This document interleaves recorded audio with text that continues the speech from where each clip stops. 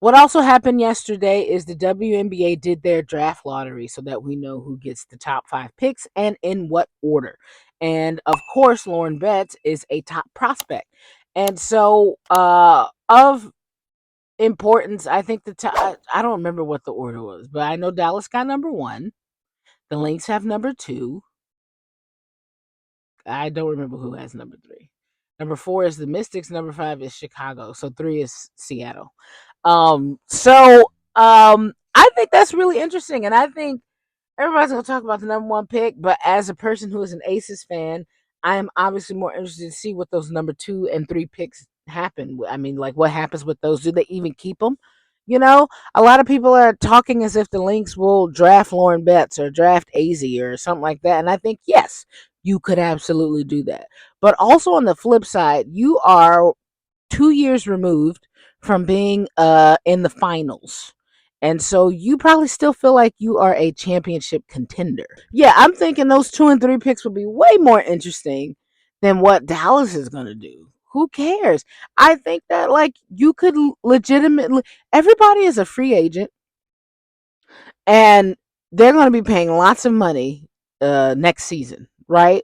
Um if you are a contender, you might say to yourself, instead of taking this pick and getting a more expensive rookie, right? Why not try to find one of the other ones and trade my pick for theirs that isn't working, right? We've talked about Angel Reese. We've talked about maybe Camila Cardoso. I don't know where Chicago is. I don't know if they feel like they need to get rid of both of them. If they just need to get rid of Angel, they just need to get rid of Camila. Or if they want to get rid of Camila. I tend to think that if they're going to clean house, get rid of everybody. Because I mean, I don't think Camilla's going to go for it. I mean, I don't know. I don't know. But anywho, I like. Would you trade your pick for something like that? Would you be able to trade your number 2 pick for your high rookie from the past year or two? Somebody still on the rookie contract that still has 2 to 3 years left on that rookie contract. Would you be willing to make that trade, especially if you could get a higher end I want to say star, but like if it's available to do sign and trades, when the new CBA comes out, because sometimes that is things that they discuss. If it is available to still do sign and trades, could you do something like that? Do a sign and trade where like I'm gonna give you this number 2 pick for Brianna Stewart. I'm gonna get because I need to get somebody in here with fee who can actually help her win. I don't think it's going to be Stewie. I'm just giving you an example.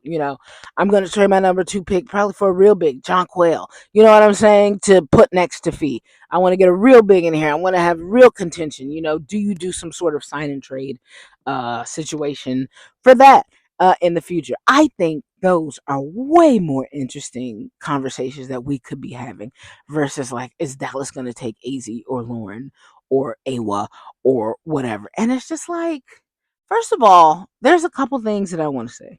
Okay. First of all, the Dallas Wings are not contending. Shut up. Shut up. They are not drafting somebody to beat Asia Wilson and the Las Vegas. Shut up. Shut up. Shut up. The Dallas Wings won 10 games last year with the rookie of the year. I understand that you have an experienced coach that you're excited about. I understand that. I understand that you have a future that you're excited about. I'm excited about the Dallas Wings' future as well, but that is exactly what we're discussing, the future. Okay? Okay, the future. They are drafting for the future. Okay? Please do not think that whomever they're going to draft is finna save them.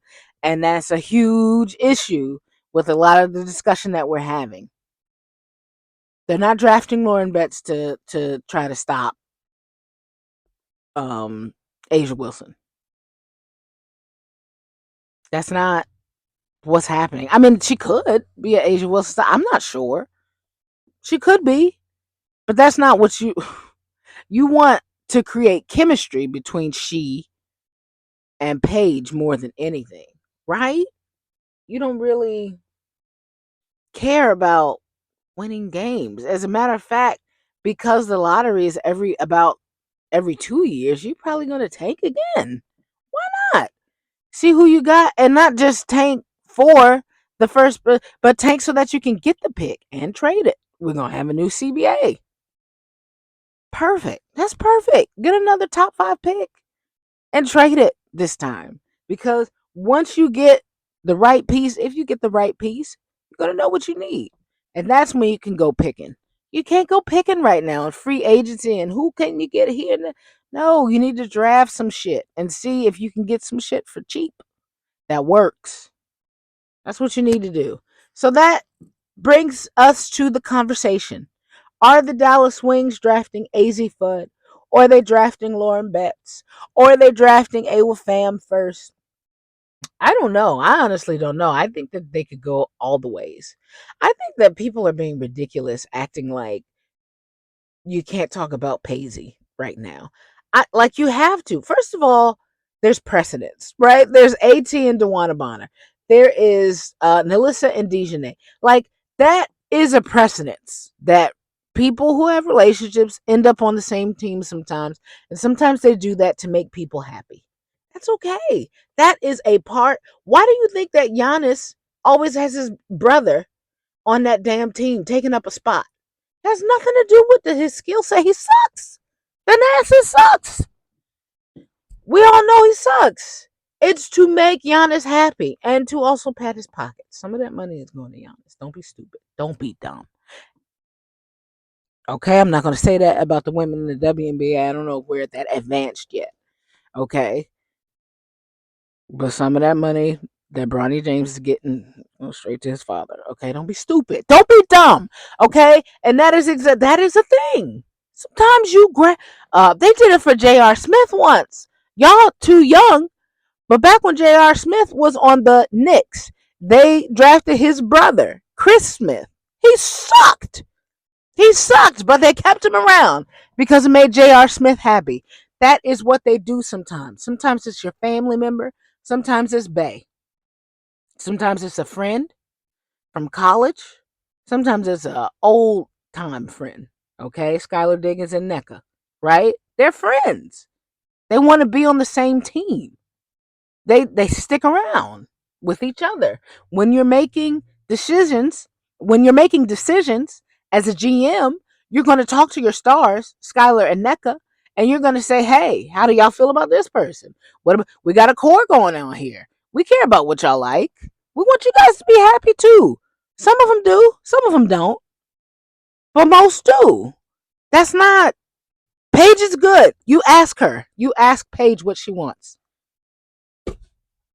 Okay, so like I don't know why we're acting like, oh, it's so crazy that y'all bringing that up. What? Don't freak out about that. Okay, don't freak out about that. What we need to be freaking out about is that the Dallas need? Do they need more guards? I tend to think no. The thing is, AZ Fudd will fit anywhere. Yes, you can use AZ in Dallas. Absolutely, you can use AZ anywhere. I think that's the problem. You can utilize her anywhere. And so you guys think that she should go to Dallas, but I really think when it comes to the WNBA and how we build teams, you get your guard, you get your post, and you build that as a core. You maybe get another guard or you get another post, but that is the core. You need like 2 or 3 people to start it. You don't have it yet. You can say Maddie Segrist is there, but you probably still want a stronger post for Paige. You could also say guards. Yes, I like JJ. Okay, I like the Virginia Beach girls that the Dallas Wings have. I am in Virginia right. I am literally in Virginia Beach. This this is literally Virginia Beach. If I took you to drive with me, you will understand this is Virginia Beach. We are literally in Virginia Beach. So I love the guards that the Dallas Wings have. That is my bias. Do I think AZ is better than them? Yes, absolutely. Do I think it's worth drafting her and having that kind of backup with them who are actually, I mean, they're not bad. They can be productive in this league. Absolutely. Especially if you don't know what's going on with Enrique. You might trade her. Oh, I don't know. I don't know. I don't know. I don't know. Kurt seems to be open to trades for the number one pick. And I think that's also available, right? You can feel like, hey, Paige has shown so much that you want to pick and choose for her. Who exactly is going to work? And you can go through free agency, you can go through trades, and you can go through that and all that kind of stuff and see what's what. And Kurt seems open to that. The Dallas Wings seem open to that. So there could be a lot of movement when it comes to these top picks. I also want to talk about Chicago because they're fucking idiots. And I just want to make fun of them. I just want to make fun. You had the number 3 pick last year. The year before that, you had the number 3 pick and you had the number 7 pick. This year, you have the number 5 pick. Imagine if you would have kept your number 3 pick last year and had the 5 pick this year. I think Chicago made a mistake. And I thought they made that mistake when they made it. And nobody believed me. But I would have never traded that number 3 pick. I don't even remember the lady's name. I would have, but it doesn't matter. I was never traded. The last year's draft was so deep, and y'all are gonna notice it this year. You're gonna notice it this year. I think people are saying like maybe 6 have risen to the top. I think that y'all are gonna see that, and y'all are gonna feel that. 2025 was an underrated draft, in my opinion. A lot of help that you can get for a lot of different people. That is not gonna be the case for this next year, and so I think that's all fine and good. I think the top 6 are great. And Chicago is in the number. And you could have built a phenomenal core of cheap talent. I know that matters to Chicago, so I need you to listen to me, Chicago, Jeff. You could have built a core of cheap talent because your highest paid star would have been whatever rookie is going to come next because of the CBA. Camilla and Angel are never going to touch 90K, are they? 95K. Your number 3 pick, who did that end up being? Sonya? I don't remember. She's not going to touch 90K. And then you could have got, okay, so in my mind, I think they should have kept their pick to take Sonya Citron. If Sonya was off the board, I think they should have taken Tahina Pow Pow. Okay, even at the number 10, right? They still had a draft pick. They could have taken Tahina Pow Pow. They made a lot of mistakes last year. And that's the thing that y'all need to be looking at. It's not just the GM, it's every single person in that. They suck. Every single person, the person who scouts, the people who scout talent, they fucking suck. You had the number 10 pick, and what did you do? You had Tahina Pow Pow was on the board, and what did you do? It's so many people who were still. Aaliyah and I was on the board, and what did you do? Idiot? You were an idiot. You were an idiot. Okay? So in my mind, you could have taken Sonya Citron, put her with Angel and Camilla. And this year you could have got another point guard. You could have got an even stronger point guard. You could have, I don't think people are going to draft Raven that high, but you could have.